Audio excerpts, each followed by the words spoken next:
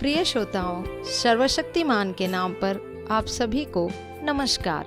परमेश्वर की असीम कृपा और शांति आपके जीवन में सदा बनी रहे। हम आप और आपके परिवार के लिए प्रार्थना कर रहे हैं।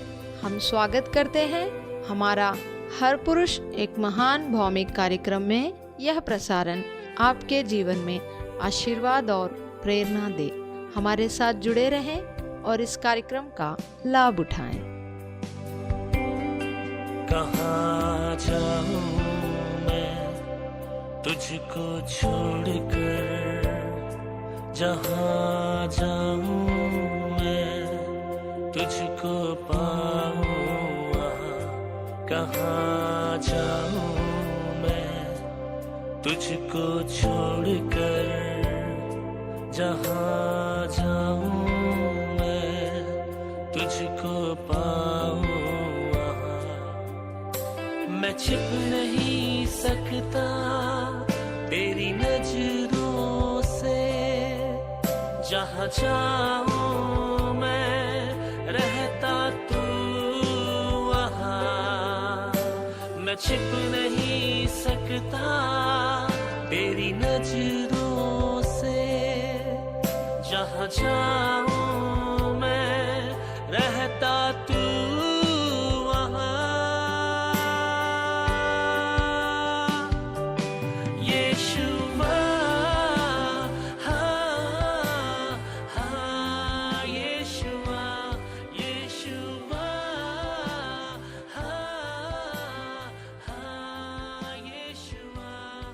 रात के 11:45 को फोन की घंटी बजी और मेरी गहरी नींद टूट गई। लानी बर्जर जब उसने फोन उठाया, फोन पर रवि था।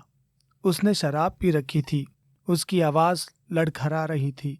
उसने कहा, लानी, अब मुझसे और नहीं सहा जा सकता। मैं बहुत परेशान हूँ। मैं अपने पत्नी को छोड़ने जा रहा हूँ। ऐसा फोन उठाकर सुनना किसी के लिए भी बहुत चौंकाने वाली बात हो सकती है। थोड़ी देर में हम इस कहानी पर आगे बढ़ेंगे। नमस्कार, आप सुन रहे हैं हर पुरुष एक महान भौमिक कार्यक्रम। मैं आपका मेजबान अजीज। आज के कार्यक्रम का शीर्षक है, जब शादी बहुत दुख देती है। आज हम यह समझने की कोशिश करेंगे कि एक पति और एक पुरुष होने के नाते जब हमारी शादी टूटने के कगार पर हो तो हमें क्या समझना और करना चाहिए। अब हम कहानी पर वापस चलते हैं। ललित, जो हर पुरुष एक योद्धा नामक के आत्म विकास कार्यक्रम के लेखक हैं, उन्हें रात को अचानक रवि का फोन आया। रवि ने कहा कि वहां अब अपनी पत्नी को छोड़ देगा। लानी बर्जर, जो पहले भी कई बार रवि से ऐसी बातें सुन चुका था, फोन में जोर से बोला, नहीं, तुम ऐसा नहीं करोगे। तुम अपने 4 बच्चों को उनकी माँ से अलग नहीं करोगे। तुम ईश्वर के पास जाओगे और वही करोगे जो सही है। अब जाकर सो जाओ और सुबह मुझे फोन करना। रवि ने चुपचाप ठीक है कहकर अपना फोन काट दिया। जब लानी बर्जर इस कहानी को पीछे की बात बताते हैं। रवि और कविता की मुलाकात कॉलेज में हुई थी। वही दोनों ईश्वर में विश्वास करना शुरू किया था। दोनों एक ही प्रार्थना सभा में जाते थे। उनका बचपन किसी धार्मिक मोहल्ले में नहीं बीता, फिर भी उन्होंने ठान लिया था कि वे ईश्वर की सेवा करेंगे। वे दोनों एक दूसरे से बहुत प्यार करते थे। उन्होंने शादी से पहले एक दूसरे के साथ शारीरिक संबंध नहीं बनाया, लेकिन शादी की पहली रात रवि का सपना टूट गया।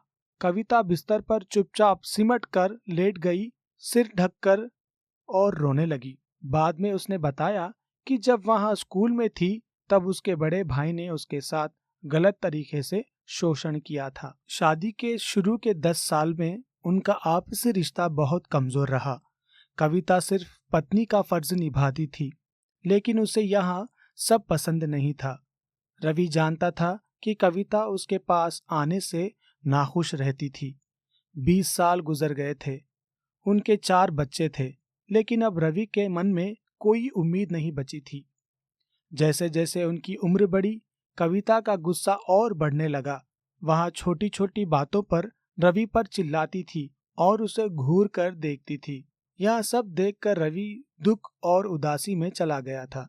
अब तो वे बहुत ही कम एक दूसरे के पास आते थे। रवि हर महीने एक बार कविता से शारीरिक संबंध बनाने की जिद करता था। इसके बाद कविता चुपचाप जाकर सोफे पर सो जाती थी और कई दिन तक गुस्से में रहती थी। जब भी वहां रवि के करीब आती थी, उसे अपने पुराने दर्द की याद आ जाती थी और वहां रवि पर चिल्ला उठती थी। रवि बहुत अच्छा व्यापारी था। उसका काम पूरे राज्य में जाना जाता था। वहां हफ्ते में 60 से 70 घंटे काम करता था। काम की जगह पर उसे इज्जत मिलती थी और उसकी मेहनत की कद्र होती थी। यही उसका घर की परेशानी से बचने का तरीका बन गया था। रवि ने कभी किसी और औरत से रिश्ता नहीं बनाया, लेकिन उसे बहुत बार ऐसा करने का मन हुआ। उसे अपना बचपन याद आता, जब उसके पिता घर छोड़कर अपने सचिव के साथ चले गए थे। रवि की माँ और 3 बच्चे अकेले रह गए थे।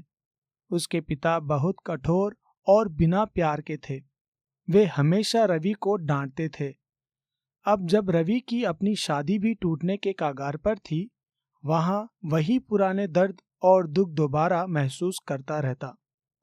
रवि और कविता ने एक के बाद एक कई सलाहकारों से मिलना शुरू किया, लेकिन कोई भी वास्तव में मदद नहीं कर पा रहा था। इस समय मेरी और रवि की मुलाकात हुई। हमारी पहली मुलाकात में मुझे यह भरोसा नहीं था कि मैं रवि की कुछ मदद कर पाऊंगा, लेकिन ईश्वर ने रवि के मन में कुछ बदलना शुरू कर दिया था। उसका पहला वाक्य ही मेरे मन में आशा जगाया। उसकी आंखों में आंसू आ गए और उसने कहा, लानी, मैं आज दोपहर यहाँ आ रहा था, तब मैंने वाहन चलाते समय ईश्वर से प्रार्थना की। मैंने कहा कि मैं चाहता हूँ कि वह मुझे वैसा इंसान बना दे जैसे वे चाहते हैं, और मैं वहाँ सब कुछ करूँगा जो वो मुझसे कहेंगे, ताकि मेरी शादी बच सके। यह सुनकर मुझे विश्वास हो गया कि मैं अपनी पूरी कोशिश रवि की मदद में लगाऊंगा। इन वर्षों में मैंने कई बार उस रात के फोन कॉल का और उन शब्दों के बारे में सोचा जो ईश्वर ने मुझे उस समय दिए थे। ईश्वर के पास जाओ और वही करो जो सही है। यह विचार एक धार्मिक पुस्तक के एक भाग से आता है। पहला पत्र अध्याय 4 श्लोक 19। इस वाक्य ने मेरे अपने वैवाहिक संघर्ष के समय में मुझे रास्ता दिखाया था। उस श्लोक में लिखा है, इसीलिए जो लोग ईश्वर की इच्छा के अनुसार दुख सहते हैं, उन्हें अपने सच्चे सृष्टिकर्ता पर भरोसा रखना चाहिए और अच्छा काम करते रहना चाहिए। कुछ अनुवादों में अच्छा शब्द आता है और कुछ में सही। इस भाषा में यह शब्द सही कार्य के मार्ग को दर्शाता है। लानी आगे कहते हैं, यह श्लोक अब मेरे लिए यह समझने का आधार बन गया है कि एक सच्चा ईश्वर का व्यक्ति कौन होता है। एक सच्चा ईश्वर का व्यक्ति दुख, तकलीफ या कठिन समय में भागता नहीं है, बल्कि ईश्वर के पास जाकर वही करता है जो सही होता है। इसका अर्थ यह है कि कठिन समय आसान होता है। ईश्वर की योजना यही होती है कि ऐसे समय हमारे अंदर बदलाव लाएं। कई बार हमारे स्वभाव और सोच को बदलने के लिए जो पीड़ा जरूरी होती है, वह बहुत अधिक होती है। लानी अपनी बात समाप्त करता है। आज भी रवि और कविता एक साथ है। हालांकि उनका सफर बहुत लंबा और कठिन रहा है, उन्होंने ऐसे मार्गदर्शन मिले जिन्होंने वास्तव में उनकी मदद की। रवि ने अपनी पत्नी के साथ अपने व्यवहार को पूरी तरह बदल दिया। उसका ईश्वर के साथ संबंध और भी गहरा हो गया है। वहाँ जो पहले एक कठोर स्वभाव का व्यापारी था, अब करुणा और समझ से भर गया है, और वहाँ बदलाव उसके परिवार के साथ रिश्तों में भी दिखाई देता है। रवि और कविता की कहानी को अनोखी नहीं है। हो सकता है आपके जीवन की कहानी भी अलग हो, लेकिन हर विवाह में कभी न कभी कठिन समय आता है। यदि आप भी अपने रिश्ते में संघर्ष कर रहे हैं, तो मैं आपको वही श्लोक पढ़ने की सलाह देता हूँ। पहला पत्र अध्याय 4 श्लोक 19। यहाँ फिर से लिखा गया है कि इसीलिए जो लोग ईश्वर की इच्छा के अनुसार दुख सहते हैं, उन्हें अपने सच्चे सृष्टिकर्ता पर भरोसा रखना चाहिए और अच्छा काम करते रहना चाहिए। जब आप इस पवित्र वाक्य पर मनन करें, तो ईश्वर की आत्मा आपको यहाँ स्मरण कराएगी कि वहाँ आपके साथ है। ईसा मसीह ने भी जब संसार में थे तब अस्वीकृति और नफरत का सामना किया, इसीलिए वहाँ आपकी पीड़ा को समझते हैं। ईसा मसीह से प्रार्थना करें कि वह आपके विश्वास को मजबूत करे और आपको सही मार्ग पर चलाने की शक्ति दे। अपने मन की निराशा और थकावट ईश्वर के सामने लेकर रखें। वहाँ सब समझता है और आपके परवाह करता है। प्रार्थना करें कि ईश्वर आपको उस पर और अधिक भरोसा करने की शक्ति दे और यह शक्ति दे कि आप सही कार्य करते रहें।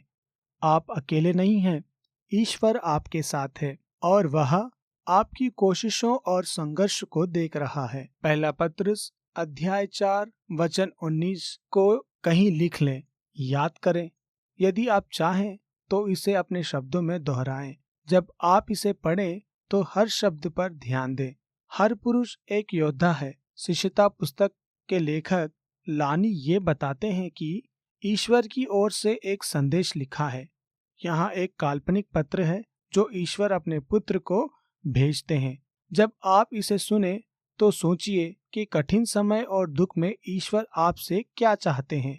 मेरे पुत्र, जब तू दुख में हो तुम मुझ पर विश्वास रख, मुझ पर भरोसा रख कि मैं तेरे लिए जो सबसे अच्छा है वही करूँगा। मैं चीजों को तेरे जैसा नहीं तोलता। मैं तेरी आत्मा के लिए जो सबसे अच्छा हो वही चाहता हूँ, जो तुझे स्वर्ग में आत्मिक फल देगा।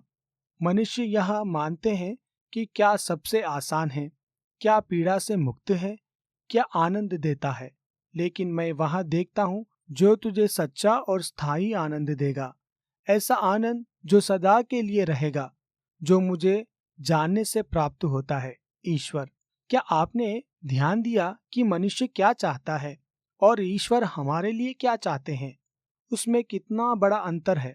अक्सर हम विशेषकार पुरुष जब कठिनाइयां या पीड़ा से गुजरते हैं तो हम सरल और तात्कालिक समाधान चाहते हैं।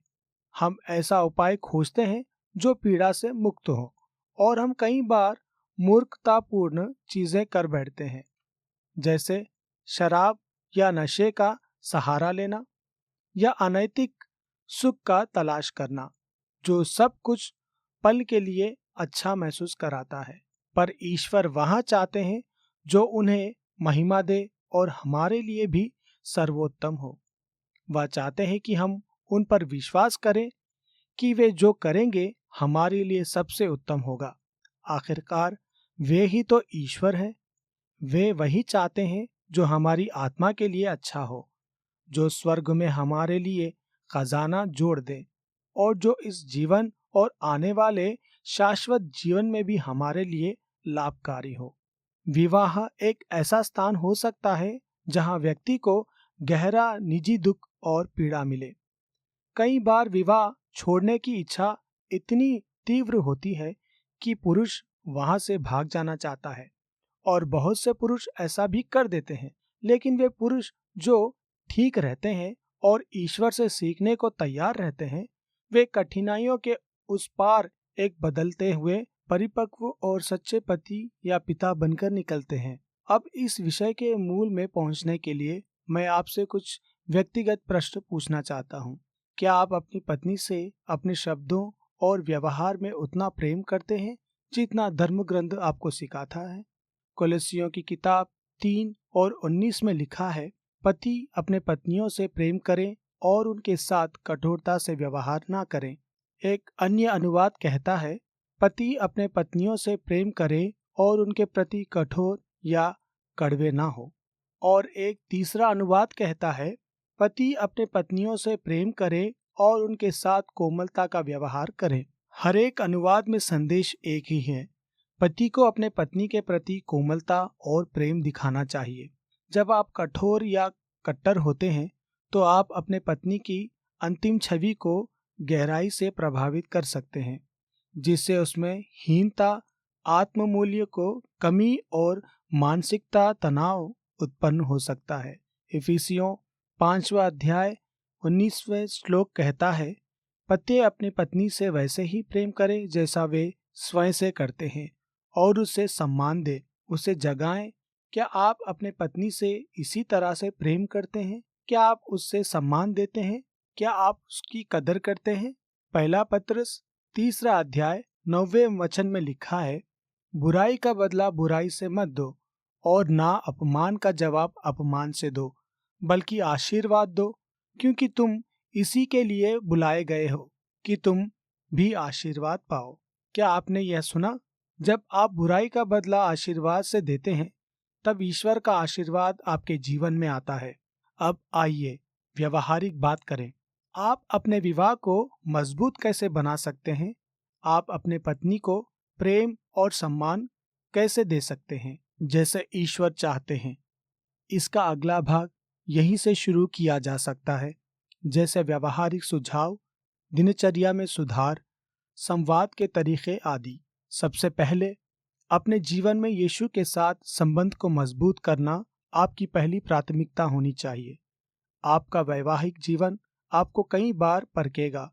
इस परीक्षा में अपने विश्वास को बनाए रखने का एकमात्र तरीका यह है कि आप हर दिन ईश्वर के साथ अपने संबंध को मजबूत करते रहें यीशु के माध्यम से। हम मानते हैं कि यह तब संभव हो जाता है जब आप हर दिन शांत से ईश्वर के साथ समय बिताते हैं, उनके वचन को पढ़ते हैं, प्रार्थना में समय देते हैं और अन्य विश्वासी लोग के साथ मिलकर धर्म ग्रंथ का अध्ययन करते हैं और एक दूसरे के साथ प्रार्थना करते हैं।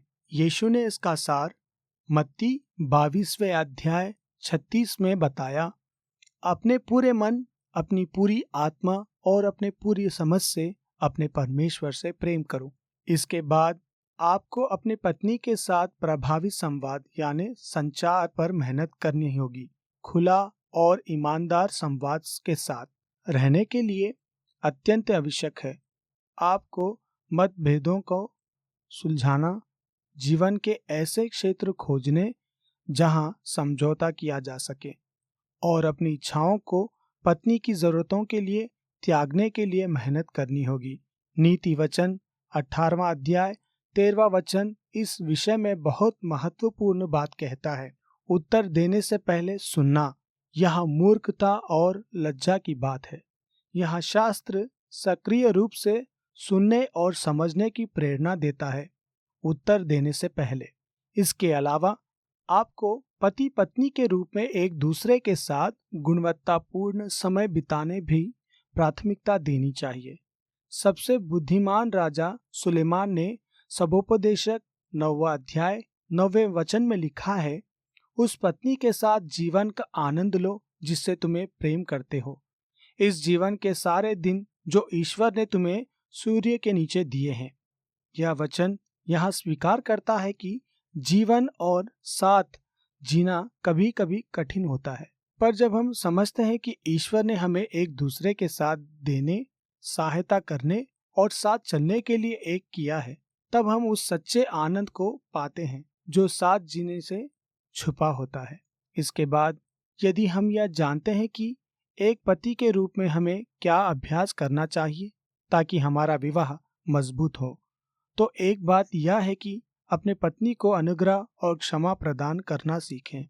कलीसियों की किताब 3 बाब 13वां अध्याय कहता है, एक दूसरे को सहन करो और यदि किसी को किसी से शिकायत हो तो उसे क्षमा करो, जैसे प्रभु ने तुम्हें क्षमा किया है वैसे ही तुम भी क्षमा करो। यह वचन मुझे हमेशा गहराई से छूता है, क्योंकि मुझे अपने पुराने जीवन की गलतियां याद है और यह कि यीशु ने अपने बलिदान से मुझे कैसे क्षमा किया। मैंने बार बार ईश्वर की अवर्णनीय कृपा और प्रेम का अनुभव किया है। इसीलिए मेरी प्रार्थना होती है, हे यीशु, मुझे वही प्रेम, कृपा और क्षमा मेरी पत्नी को देने में मदद करें जो आपने मुझे दी है हर दिन। इस वचन का महत्व कभी कभी कम करके नहीं आंका जा सकता है, विशेषकर जब बात एक अच्छे वैवाहिक जीवन की हो। जैसे प्रभु ने तुम्हें क्षमा किया वैसे ही तुम भी क्षमा करो। और अंत में यह भी हो सकता है कि आपके जीवन की समस्याएं इतने जटिल हो कि आपको किसी विशेषज्ञ की सहायता को लेनी पड़े। इसमें कोई शर्म की बात नहीं है। नीति वचन 15 अध्याय 22वें वचन में लिखा है, जहाँ सलाह नहीं होती वहाँ योजनाएं विफल होती है, लेकिन बहुत से सलाहकारों से वे सफल होती है। अगर आप किसी पेशावर सलाहकार की मदद नहीं ले सकते हैं या वहाँ उपलब्ध नहीं है, तो किसी भरोसेमंद धार्मिक अगुवे या किसी समझदार मित्र से जो ईश्वर और धर्म ग्रंथ से विश्वास करता हो, उससे मार्गदर्शन और प्रार्थना की सहायता लें। अंत में हमें सेवक के नाम को विकसित करना चाहिए। फिलिपियों 2 अध्याय 3 से 4 वचन में लिखा है, स्वार्थ या घमंड से कुछ भी ना करो, बल्कि नम्रता से एक दूसरे को अपने से श्रेष्ठ समझो। केवल अपनी भलाई की नहीं बल्कि दूसरों की भलाई की भी चिंता करो। प्रार्थना करो कि पवित्र आत्मा की शक्ति आपके भीतर कार्य करे और इस सच्चाई को आपके जीवन में पूरी तरह प्रकट करे। हमारे भीतर वही शक्ति कार्य कर सकती है जो हमारे मन को बदल देती है और हमें यीशु के समान बना सकती है, ताकि हम एक दूसरे की सेवा निस्वार्थ रूप से कर सके। अपने विवाह को मजबूत बनाने के लिए यीशु के साथ अपने संबंध को बढ़ाना आपकी पहली प्राथमिकता होनी चाहिए। आइए प्रार्थना करते हैं। हे परमेश्वर, मुझे एक नम्र और सेवक का मन दे। मुझे सिखा कि मैं अपने स्वार्थ को छोड़कर दूसरों की भलाई को महत्व दूं। मेरे मन को ऐसा बना कि मैं अपनी पत्नी की सेवा प्रेम और नम्रता से कर सकूं। हे पवित्र आत्मा, मेरे भीतर कार्य कर और मुझे यीशु के समान बना। मुझे ऐसा पति बना जो तुझ पर भरोसा करता और अपने विवाह को तेरे अनुसार जीता हो। यीशु के नाम से प्रार्थना करता हूँ, आमीन। आज हमने जो कुछ भी सीखा उसका विस्तृत विवरण आप everymanawarior.com पर पा सकते हैं। हर पुरुष एक महान भौमिक कार्यक्रम सुनने के लिए जो एक ट्रांसवर्ल्ड रेडियो का हिस्सा है। मैं आपका मेजबान अजीज। यदि आप यह जानना चाहते हैं कि परमेश्वर ने आपको कैसा पुरुष बनाया है जैसा परमेश्वर चाहते हैं, तो आज ही हमें संपर्क करें everymanglobal.com पर। आप सभी का धन्यवाद।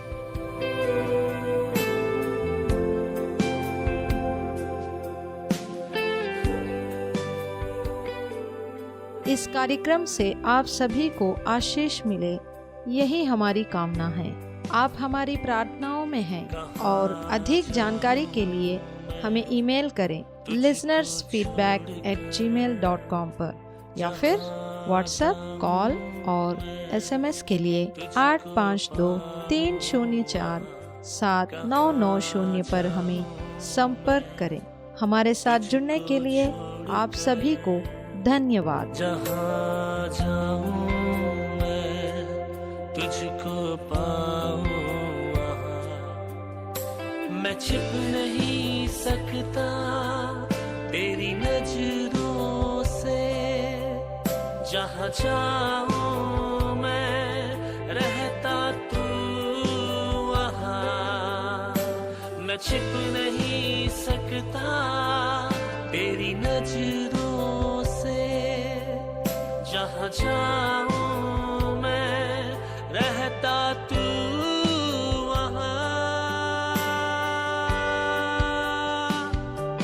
यीशुआ, हाँ, हाँ, यीशुआ, यीशुआ, हाँ, हाँ, यीशुआ, यीशुआ, हाँ, हाँ।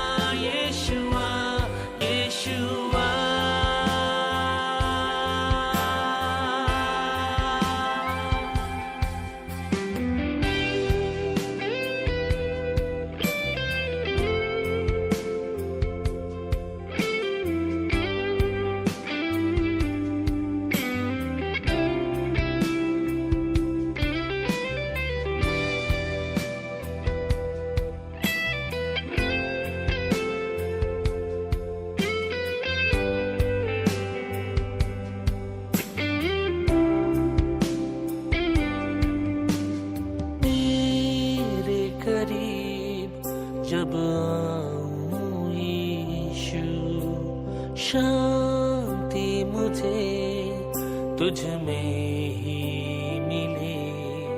मेरी बंजर भूमि पर हरियाली तू दे, फिर से मुझे नया तू कर दे। तेरे करीब जब आऊं यीशु, शांति मुझे तुझ में ही मिले। मेरी बंजर भूमि पर हरियाली तू दे, फिर से मुझे नया तू कर दे।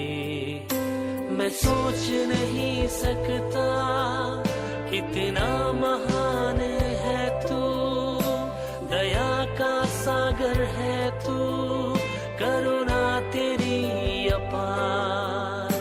मैं सोच नहीं सकता कितना महान है तू, दया का सागर है तू, करुणा तेरी अपार। यीशुआ, हाँ, हाँ, यीशुआ, यीशुआ, हाँ, हाँ, यीशुआ, यीशुआ, हाँ, हाँ, यीशुआ, यीशुआ।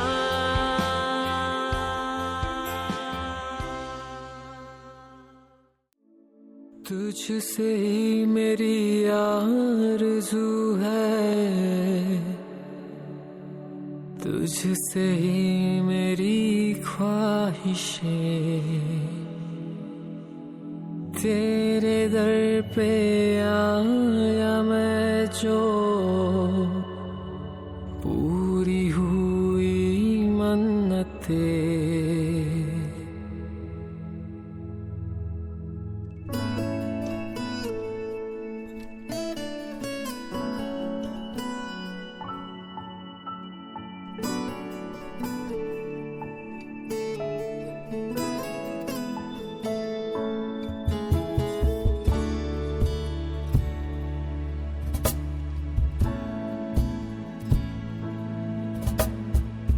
तुझसे ही मेरी आरज़ू है, तुझसे ही मेरी ख्वाहिशें।